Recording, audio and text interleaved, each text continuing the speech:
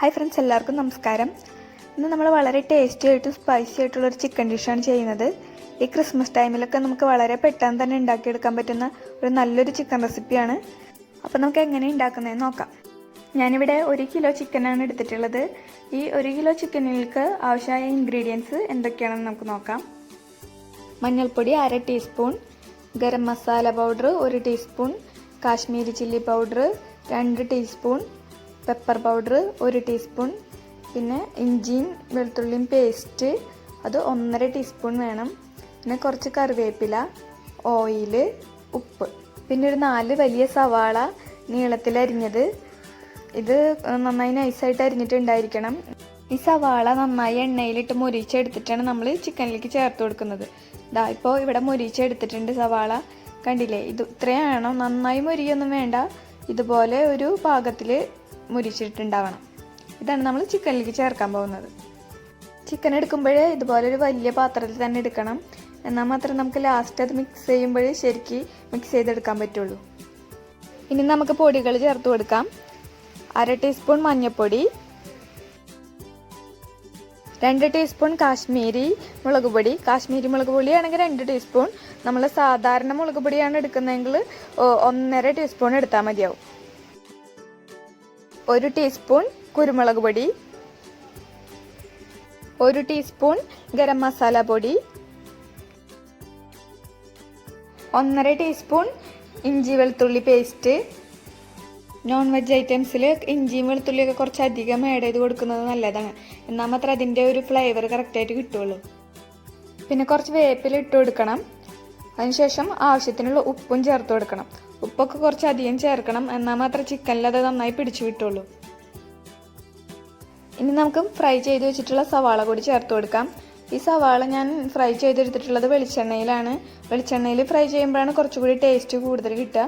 അത് നമുക്ക് vegetable oil ആണെങ്കിലും യൂസ് ചെയ്യാം. ഇനി ഇതെല്ലാം കൂടി ഒന്ന് നന്നായിട്ട് മിക്സ് ചെയ്തെടുക്കണം. സവാളയിൽ നന്നായി ഓയിലിൻ്റെ കണ്ടന്റ് ഉണ്ട്, അപ്പോൾ ആ ഓയിൽ കണ്ടന്റ് കൂടി അതിലേക്ക് നന്നായിട്ട് മിക്സ് ചെയ്ത് വരും.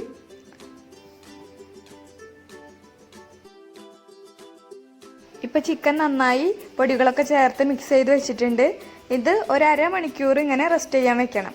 അതിനുശേഷം നമുക്കത് കുക്ക് ചെയ്തെടുക്കാം. 1/2 മണിക്കൂർ കഴിഞ്ഞിട്ടുണ്ട്. ഇനി നമുക്ക് ചിക്കൻ കുക്ക് ചെയ്യാൻ തുടങ്ങാം. ഒരു പാൻ ചൂടാകുമ്പോൾ കുറച്ച് എണ്ണ ഒഴിച്ചു കൊടുക്കാം. നമ്മൾ ചിക്കൻ മിക്സ് ചെയ്ത് വെച്ചാൽ സവാള വഴറ്റിയ എണ്ണ അത്യാവശ്യമുണ്ട്, അതുകൊണ്ട് ഇപ്പോൾ കുറച്ച് എണ്ണ ഒഴിച്ചു കൊടുത്താൽ മതിയാവും. ഇനി നമുക്ക് ആ എണ്ണ ചൂടായി വരുമ്പോൾ അതിലേക്ക് മിക്സ് ചെയ്ത് വെച്ചിട്ടുള്ള ചിക്കൻ ഇട്ട് കൊടുക്കാം.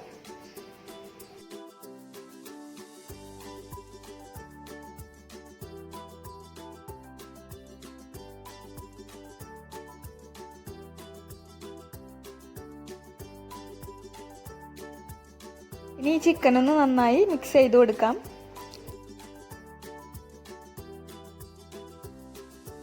ചിക്കൻ്റെ എല്ലാ ഭാഗത്തും ചൂടെത്തുന്ന വരെ ഒന്ന് നന്നായി മിക്സ് ചെയ്തെടുക്കണം. ഇങ്ങനെ നന്നായി ഒന്ന് മിക്സ് ചെയ്ത് കൊടുക്കുമ്പോൾ തന്നെ അതിൻ്റെ ചിക്കൻ്റെ കളറൊക്കെ ഒന്ന് മാറി വരുന്നത് കാണാൻ പറ്റും.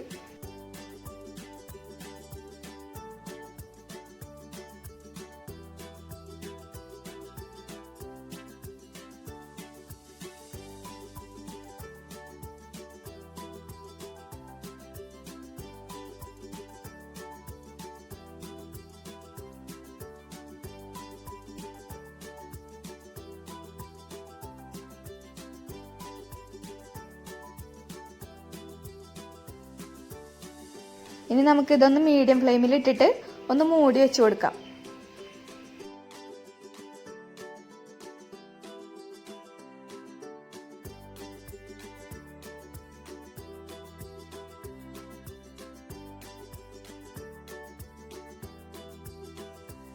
നമ്മൾ ഈ ചിക്കനിൽ വെള്ളം ഒഴിച്ചു കൊടുക്കുന്നില്ല, ചിക്കനിൽ നിന്ന് തന്നെ വെള്ളം നന്നായിട്ട് ഇറങ്ങി വരും.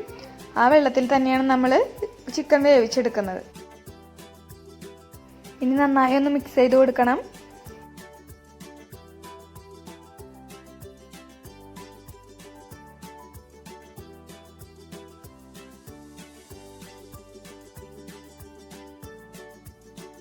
ഒരു 15 മിനിറ്റ് കൂടി നമുക്കൊന്ന് മൂടി വെച്ച് വേവിച്ചെടുക്കാം.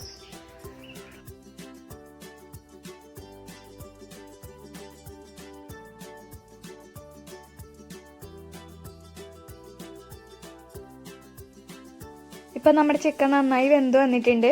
ഇനി ഒന്നുകൂടി നമുക്കൊന്ന് ഡ്രൈ ആക്കിയിട്ട് വരട്ടിയെടുക്കാം. ഇത് ചപ്പാത്തിയുടെയും പൊറോട്ടയുടെയും നാനിൻ്റെ ഒക്കെ കൂടെ കഴിക്കാൻ നല്ല ടേസ്റ്റ് ആയിരിക്കും. എന്നാലും ഇത് നെയ്ച്ചോറിൻ്റെ കൂടെ കഴിക്കണമെങ്കിൽ സൂപ്പർ കോമ്പിനേഷൻ ആയിരിക്കും. എല്ലാവരും ഒന്ന് ട്രൈ ചെയ്ത് നോക്കണേ. അപ്പോൾ നിങ്ങൾക്ക് ഈ വീഡിയോ ഇഷ്ടമായെങ്കിൽ ലൈക്ക് ചെയ്യുക, താഴെ കമൻറ്റ് ബോക്സിൽ അഭിപ്രായങ്ങൾ അറിയിക്കണം. അതുപോലെ ചാനൽ സബ്സ്ക്രൈബ് ചെയ്തിട്ടില്ലെങ്കിൽ ചെയ്യാൻ മറക്കരുത്. അടുത്ത വീഡിയോയിൽ നമുക്ക് വീണ്ടും കാണാം. താങ്ക്